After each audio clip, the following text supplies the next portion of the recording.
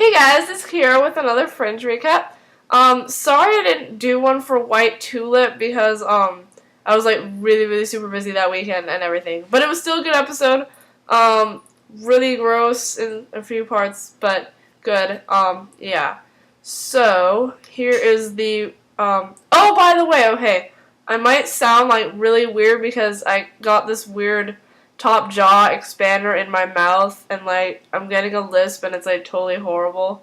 So yeah, sorry if my words are kind of weirded out. I hope you can hear them, right? And I could not find the Fringe Wiki recap. Oh, also really like horrible news. The Fringe Wiki is, well, I mean, pretty sure. Yeah, the Fringe Wiki is shutting down like on July 1st, which is terrible. Shaking computer. Oh my gosh. Like, oh, that was like so fun, the Fringe Wiki. It was like awesome. And like everything you can imagine about Fringe is on the Fringe Wiki. And now it's just like, but we're trying, someone created a alternate Fringe Wiki that we're trying to add stuff to. It's called Fringe Wikibis, Wikibis, I don't know. But I'll post the link in the sidebar so you guys can join it, please. It'll be pretty cool. We're trying to get copies of the stuff on the Fringe Wiki over to the second Fringe Wiki, and it's like really confusing. But yeah, please join because there's like no one on it. But since I couldn't find the Fringe Wiki written detailed recap, I found one on the Fox website. It's definitely not as detailed as the other ones on the Fringe Wiki tier. But it'll do, probably. I'll add a few more details, because I kind of remember it. This episode was, like, well, I mean, like, the episode was good, but, like, it was terrible. Like, it makes you feel terrible at the end, because it, like, it totally sucks. Okay. Anyway, here goes. Okay. So, this dude and his girlfriend are, like, hanging in this car, like, in the dark, out near some weird place, which is odd. And then they're next to this house thing, and, like, sorry, I think I just heard something from my, I don't know.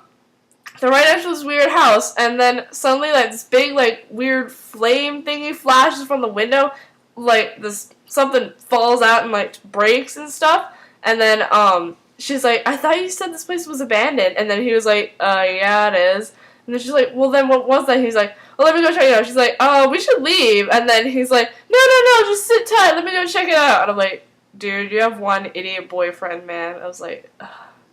But anyway, I guess you have to, yeah. Anyway, so he got up to check it out. He went into the house and it was like all like, ooh, spooky, weird, windy, like all the stuff was like totally destroyed. I don't know if it's a house, a warehouse, I don't know. But he goes in there and he sees like a room where the weird explosion flashes are coming from and stuff.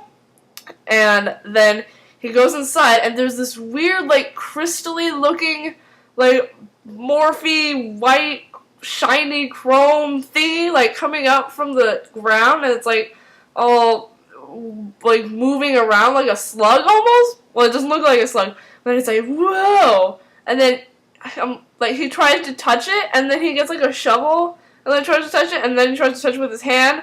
And then, like, suddenly, this giant, like, gross, I don't know, like, thing, like, it's like, it looks like a human, but, like, with all its skin ripped off, and it's, like, totally disgusting. Oh my gosh. I started screaming. I screamed a lot in this episode from grossed outness. It's like, okay. So, if you're faint of heart, I don't know if I'd watch this episode, just watch the recap.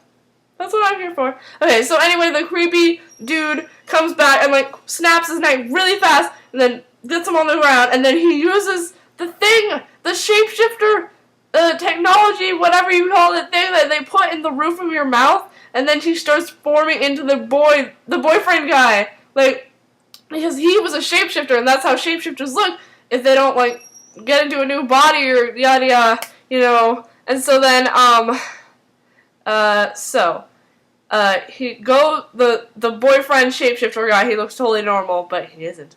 And he goes back into the car, and she's like, "Jeez, where were you? I was so scared. Oh my gosh!" And then he just kind of like sits there and like looks at her, and then all of a sudden another shapeshifter dude runs out, and then she starts screaming, and then that's the theme song. Oh my gosh, my lisp. It's horrible, isn't it?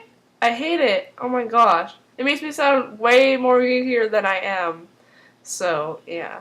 Okay, anyway, so the Fringe team was the investigation, and they discover an unhatched pod that contains the lifeless embryo of a third shapeshifter. Woo!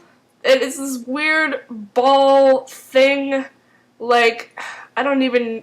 It looks nasty. Like, it almost looks like a really huge shrimp, but no. Like, this weird vase and, like, some giant... I don't know. Walter said something funny. He, like, was investigating. He was like, kind of reminds me of a beanbag chair I had once in the 60s or something like that. It's just like, wow, that's a really great reference. Okay. Anyway, so they find the embryo, and so the two shapeshifter people, the girl and the guy, who aren't really the girl and the guy, they're just shapeshifters pretending to be the girl and the guy. Confusing, yeah. So, they meet Newton in this camera shop, which looks similar to the one that the shapeshifter Charlie went to when he was the typewriter, thing to the alternate universe or whatever. And so they said the third member of their party didn't survive. Woo! And then so back in the lab, Walter's inspecting the shapeshifter embryo, and then they find a strange radio signal. So Olivia's trying to decode it, but they can't really get what it is. So she goes to Brian at Massive Dynamic, cool scientist dude. Well, not cool, I guess, but that guy who when they were talking, I think it was in August, when she wanted to know about the observers, and he did the whole test tube thing with the water, and he's like, oh, they're from this side or something like that. Yeah, that's him. So she goes to Massive Dynamic to see Brandon, and he says that the two universes' timelines will be completely in sync within the next 24 hours, because he does this weird thing where he gets two metronomes and taps them, and he's like, they're always at a slightly different speed, but once in a while, on the perfect occasion, they're the same. And he says that the universes are going to be in sync the next day at 3:31 p.m. I'm pretty sure that's right? I don't know, but yeah, okay. Doesn't say it in this recap. I don't like this recap. Okay, and so the typewriter, I thought it was a Photoshop. I don't know. Newton is telling the shapeshifters what to do, and they're wondering if it'll work without the third shapeshifter. And he said, he's like, if it doesn't work, the secretary, who's that? I don't know, will be very displeased. Creepy, those weird. So that happens on all those shows. A creepy boss man who nobody knows who he is.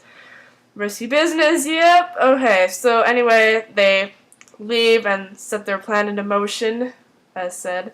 So then they're back in the lab, and then Peter finds this old family photo that Walter's been carrying around of his mom and his dad, obviously, and him all together and stuff. And then he thinks that the reason why Walter's been acting so weird is because he knows that his mother didn't die in a car crash, as Walter told him that she committed suicide. Whoa! Okay. I'm gonna go to part 2 now.